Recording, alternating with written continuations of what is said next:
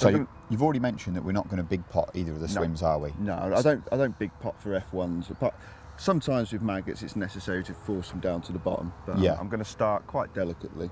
So I'm going to start on my paste, which as you can see, that's about the size of a thumbnail.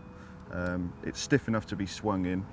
If you try to fish any softer than that, with that size bit of paste, it will literally melt off the hook before you get a chance to sort of like actually get a bite. But I can see it's very pliable. It's still like a soft putty. Yeah, I mean it's still soft. If anything, I need to actually stiffen that up a little bit. Just because it will come off sort of too quickly initially, I think. So I might have to stiffen that up. But the thing is with the paste, you have to over wet it to get it to the right consistency. So you over wet it and then bring it back to being dry, similar to what a plaster would do, I suppose. Just to get the right consistency.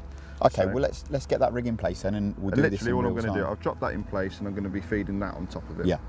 And like I said, maggots, I'm just going to feed roughly that much bait to start the match, or start the session, shall I say.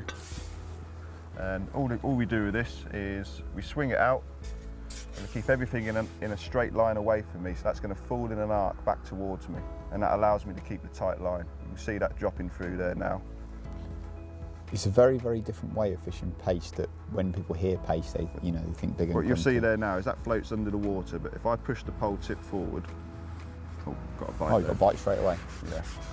But it just goes to prove how instant it is, and those those fish are living that close, aren't they, as well? And I think that is going to be one of the new. Oh, it's a little tench. I thought that was going to be one of the little ghosty F1s. There's a nice little baby tench to start with, isn't it?